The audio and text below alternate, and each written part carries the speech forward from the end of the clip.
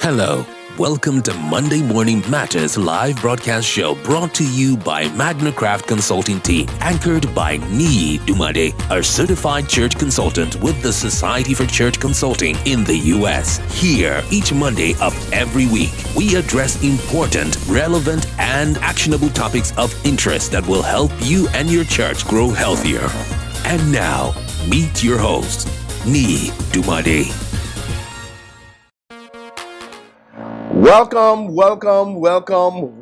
everyone. Good morning to you. Apologies for the late transmission of this live broadcast show. We're going to do a final lap whether the devil likes it or not. But before I go on to the Uneasy church signs to detect, I will want to also tell you something about my book on church retention pathway to growth. So please make sure you get that book. It's very, very good.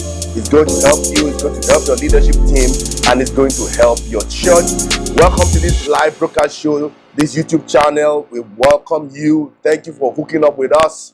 This is Monday Morning Matters. Monday Morning Matters, and we're doing a live series, the last series on 12 uneasy church signs to detect in a declining church. Thank you for hooking up with us again. And I'm going to do a final lap for 12 uneasy signs to detect in a declining church. Please do, if you're watching all this and you want to know your church retention, just chat me up on this live broadcast show. I will send you a one-page document that will help you to calculate your church retention, and you need to calculate this on a periodic basis so that you can know if your church is actually making progress or is not making progress. So we are glad you are part of this live broadcast show. I am Niyi Dunmade. I'm the founder and the CEO of Magnicraft Consulting. Magnicraft Consulting is a church consulting firm that helps local churches to get healthier through empirical assessment, training, revitalization, and strategic blueprint. Our vision is to lead church, to be the leading church health consultancy that creates sustainable and actionable solutions. I'm also a certified church consultant with the Society for Church Consulting in the US. And I'm host to your weekly Facebook Live broadcast show on Monday, 7 a.m. Nigerian time. I'm also known as the Church Health Guide of the 21st century. A big thank you to everyone who has been liking our posts, encouraging, because we're in a field whereby strange is not so common. And so thank you for dropping a comment. Thank you for liking our post. I want to just see more of that so that the artificial intelligence of the social media platforms we're pushing out our content will favor us to other people of like minded. So I've said quickly that there are 5 categories, and your church falls within all these 5 categories. Either you are on the subtraction category, or you are at the maintenance category or plateauing category, or you are in the addition category, or you are in a reproducing category, or you are in a multiplying category. So I've mentioned 5 categories. One has to do with the subtracting, whether your church is making use of the back door more than the front door, so there's subtraction. And you cannot grow until you have overcome the gravity of subtraction. So that's the first one: subtraction, maintenance or plateauing category, or growing or adding category, or reproducing category, or multiplying category. About 70 to 80% of churches are in either maintenance or in subtraction mode. And so what are the signs? It's hard to detect some signs. You don't wait for a long time to know that you have been declining for the past 10 years. There are some signs you can see today that will let us know that in 10 years you are going to grow, or you're going to decline, or you're going to be this, you're going to be X, Y, and Z. So detecting real-time signs, you have to be able to be conscious and be sensitive to some signs that are salient. Okay, to some signs that are salient. You need to be able to track some information. I've done some videos on 14 vital signs to track as a leader. There are about 14 of them.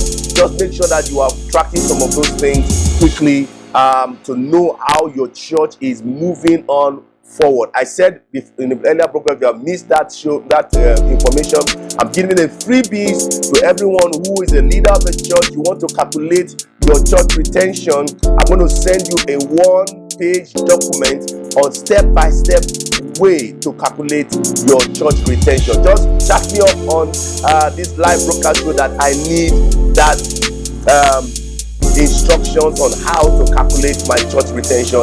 I will share it with you, and then let us see how you're going to know your church retention and read my book on how to fine-tune your church retention. You see, one of the things I found out with pastors is that almost every pastor wants their church to grow. I've never seen any church leader who wants his church to decline.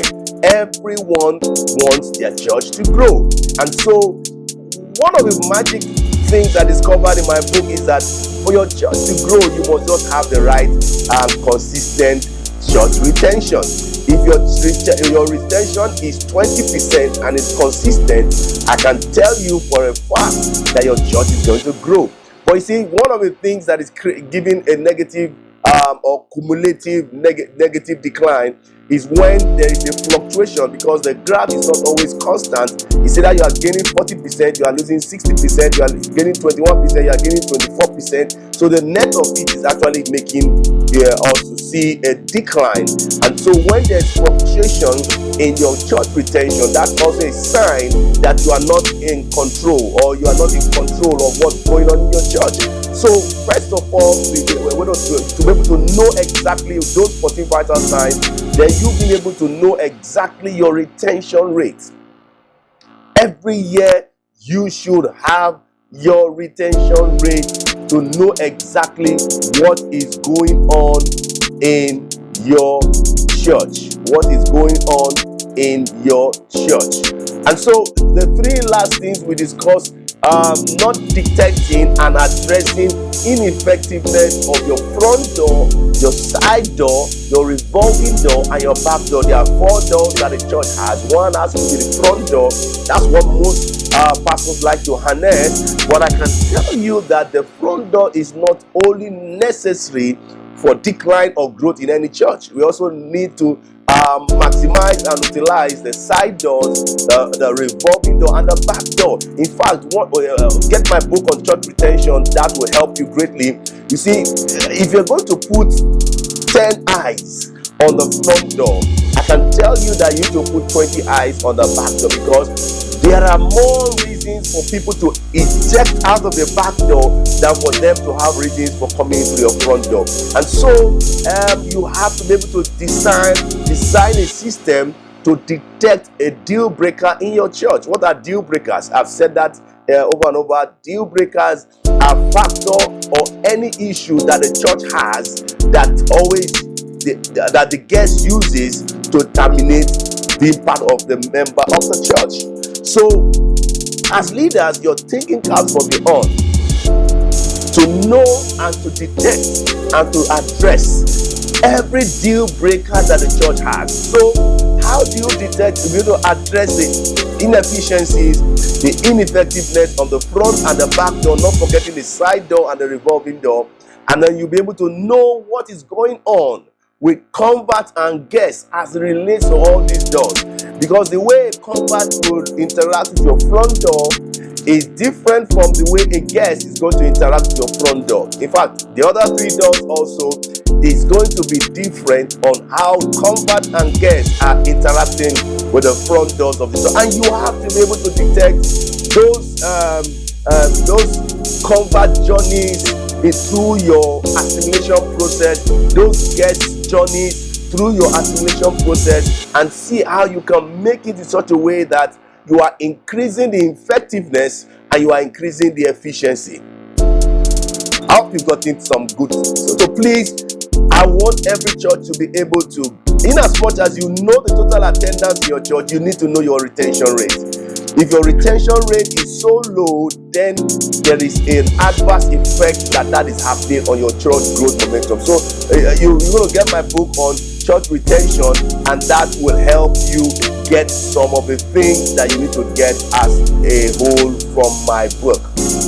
And then long-time discipleship monitoring. You see, you have converts that are saved today. How do you monitor their spiritual maturity process in 4 years, in 5 years time? Okay, that's one thing. God will not give you something that you will not see you established in faith. God will not bless you with souls that He doesn't see you having a long-term patience to establish them in faith. So long-term, I do detect the long-term efficiency of the discipleship process, monitoring their spiritual growth rate of your convert, especially to maturity, because that is the purpose of the church. The purpose of the church is to make and mature disciples. And so one of the things I always want to tell pastors and church leaders or churches is that at the end of the year, what are the things we need to celebrate? It's the number of disciples we are making, the number of disciples that are maturing, the number of disciples that are signing up to be disciples. And so tracking your discipleship pathway efficiency and effectiveness is very, very important, because you can be doing such a good work to those who are joining your church between 1 and 2 years, and between 5 and 10 years you are doing a bad job. And so looking at it very well, those who are getting to be on board in the first 2 years will end up in the next phase of the church not doing a good job. See, one of the things is consistency and balance. Don't allow because you want your church to grow, you are after the new ones, and then the old ones are fading out of your statistics. So there must be a balance. The church must be able to hold the old guests and converts, and also get into account the new ones who are coming into your front door to become guests and converts. Okay, then the last one has to do with failure to prioritize lead measures and the important over lag measures. What are the lead measures? Lead measures are the things you need to put in place so that you will get the outcome. Okay, lag measures are the measures you have as an output to let you know what is the outcome. Okay, and so one of the things is that you don't wait for something to happen to be able to know the lag measures. We are saying that make sure you have your key performance indicators, your key result areas, your key success areas. These are the things I need to do to make sure that I get success. For example, how can I get 80% of my congregation to have gospel conversations every day of the week? Technology can make us achieve that in no time. But you see, the more gospel conversations you have, the more gospel conversations you have, the more you are going to get converts. The more you are going to get converts. The more gospel conversation you have, the more you are going to get converts. And so failure to look at the lag measures and then look at it from the less importance on the lead measures. What are the things I need to put? What are the checklists? Okay, to make sure that once I go through this checklist, not minding that the help of the Holy Spirit can be added, and the Holy Spirit help will be added to something that is order. There is order, there is structure.